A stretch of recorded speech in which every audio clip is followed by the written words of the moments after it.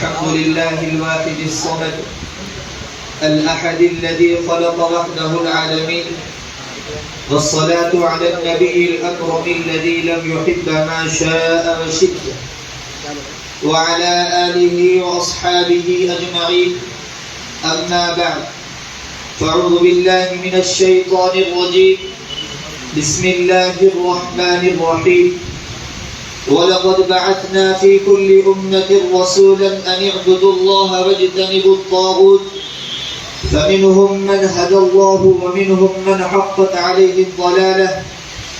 حضرة رئيس الحفل الموقر وسادة الأعزاء وزملائي في الفصول، إن الله تعالى أوجد هذا العالم وخلق كل شيء يوجد في هذا العالم. الله واحد أحد صمد قادر على كل شيء، جبار قهار، هو الذي بعث الأنبياء والرسل إلى الدنيا. كانوا يخرجون الناس من عبادة الأوثان، كانوا يخرجون الناس من عبادة الأصنام والسجود للأوثان إلى عبادة الرب وحده والسجود له.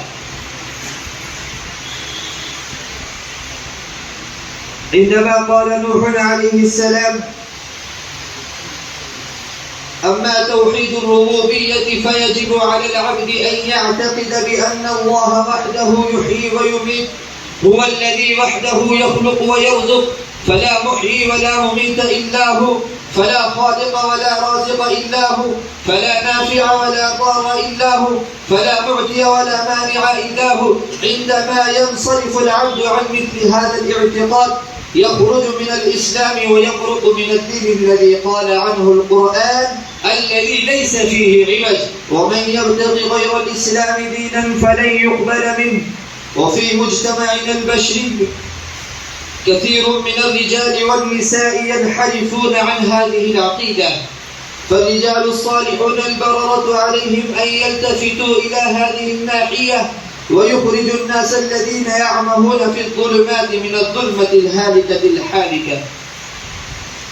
أما توحيد الصفات فعلى العبد أن يعتقد بأن الله وحده يحيي ويميت، أن يعتقد بأن الله تعالى له الأسماء الحسنى التي تتواجد في كتب الأحاديث الشريفة وأسفارها، والقرآن الكريم هو الآخر. لا ينبغي لفرد من أفراد البشر أن يصف أحدا بالأسماء الحسنى، لأن الله واحد أحد في أسمائه وصفاته، ولذلك ورد في التنزيل العزيز: ليس كمثله شيء وهو السميع البصير. إن الله تعالى يسمع ويبصر، ولكن ليس له سمع ولا بصر مثل الخلائق والعباد. إن الله يبطش ويستوي، ولكن ليس له يد ومجلس كالإنسان وأفراده.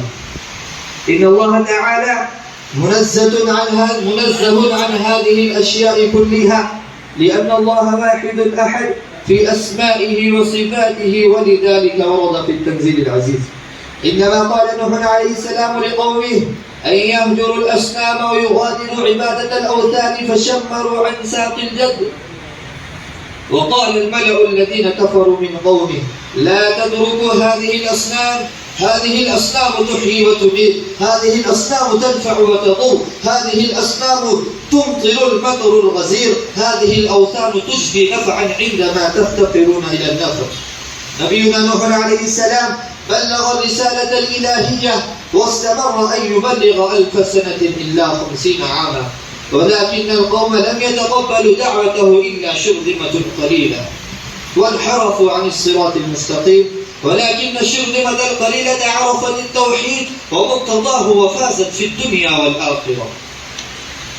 إن الله تعالى جنب الإنسان عن شاربة الشرك، حيث منع الفقهاء الكرام الصلاة في الضريح وعند الضريح، لأن الصلاة عند الضريح من شوائب الشرك. اللهم احفظنا عن الشرك ووفقنا فهم التوحيد والعقيدة المستقيمة. والسلام عليكم ورحمة الله.